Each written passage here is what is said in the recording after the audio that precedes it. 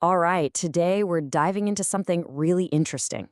It's a short, powerful piece of text, but it's also deeply mysterious. It doesn't read like a story or an article. Honestly, it feels more like a direct, personal summons. So let's figure out what kind of journey it's inviting us to take together.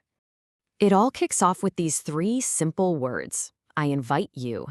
And boom, just like that, the fourth wall is gone. This isn't something you just observe from a distance. It's talking directly to you. It's a personal call to action that makes you a participant from the very first line. So, where exactly are we being invited to go? As you're about to see, this invitation is anything but ordinary. It's not asking us to go to a party or some physical location. No, it's asking for something way more profound. The destination is inward. See, this isn't about packing a bag and hopping on a plane. It's about exploring your own internal landscape, the hidden territories of your own consciousness. This is a journey into the absolute core of who you are. But hang on. Like any really exclusive invitation, this one comes with a set of terms and conditions. And trust me, these are designed to challenge our entire understanding of what it even means to be free. The text lays out three, let's call them rules of engagement for this inner journey: naked freedom, divine anarchy, and honesty. I know, each one sounds pretty strange and provocative, so let's unpack them one by one. First up, naked freedom. I mean, what does that even mean? It sounds vulnerable, right? Maybe even a little bit dangerous? It's definitely not a phrase you hear every day. Naked freedom is all about stripping away everything that isn't the real you.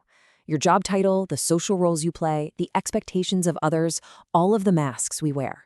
It's a call to stand in your own raw, unpolished, and completely authentic truth. Okay, the second condition is even more of a head-scratcher: divine anarchy. These two words seem like a total contradiction. Anarchy is chaos, right? Disorder. But the divine is supposed to be about order, purpose. So how can they possibly exist together? Well, the text solves this paradox in a pretty fascinating way. This isn't about lawlessness in the world.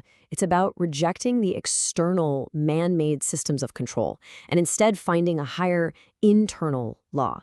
It's about finding an order within yourself that might look like total chaos to the outside world, but to you, it's the truest form of order there is. And the foundation holding this whole thing up? One simple, totally non-negotiable condition: honesty. And we're talking absolute, radical honesty with yourself. Because without it, naked freedom is just another performance, and divine anarchy is just plain chaos. Honesty is your ticket in. So if we accept these conditions and actually decide to go on this inner journey, what exactly are we leaving behind? Well, the text has a very stark and very dramatic answer to that question. Because outside is only hell. Wow, that is a powerful, uncompromising statement. The external world, the one we all live and breathe in, is described as hell. But what kind of hell are we talking about here? It's not one of fire and brimstone. It's something much, much more subtle. This comparison is really the crucial point. The inner world offers you freedom, honesty, and that divine anarchy. But the outer world, this so-called hell, is defined by parties of reason and suicide lagoons. The text is suggesting that a world governed only by cold, hard logic is a spiritual dead end. It's a lagoon where the soul goes to die. Okay, so now we know the destination, the inner self, and we know what we're leaving behind. But the path to actually get there, well, that's the most shocking and paradoxical part of this entire invitation.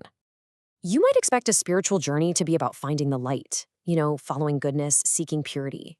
This journey, however, takes a sharp, pretty unsettling turn right into darkness. And there it is. The guide, the one who's inviting you, states their direction plainly. I go to the most demonic place. Not a holy place, not a peaceful place, but the most demonic place. That is the path we are being invited to walk. So this is the central riddle of the entire text, isn't it? It feels completely backward. How can embracing the demonic possibly lead to an encounter with the divine? Let's try to solve this final piece of the puzzle. We've followed the invitation, we've accepted the conditions, and we've faced this terrifying path. So what is waiting for us at the end of this journey? The end goal isn't arriving at some location called the inner self. The journey itself is the whole point, and its culmination is a specific transformative encounter. The entire purpose of going to the most demonic place is to meet your divine self. That whole harrowing journey through darkness is for this one singular moment of self-realization. And here's the key. The demonic place isn't external. It's the part of you that you've been taught to fear and suppress. Your anger, your desires, your shadow self. The path to the divine isn't about ignoring this darkness. It's about walking straight into it, understanding it, and integrating it. True divinity isn't about being perfect. It's about being whole. And so this poetic invitation is now passed on to you. It asks you to look inward and consider, what are the parts of yourself you've labeled demonic? And what would it mean to walk into that place, not with fear, but with the intention of meeting the most complete, honest, and divine version of yourself? The journey has been offered. The only question left is, will you accept the invitation?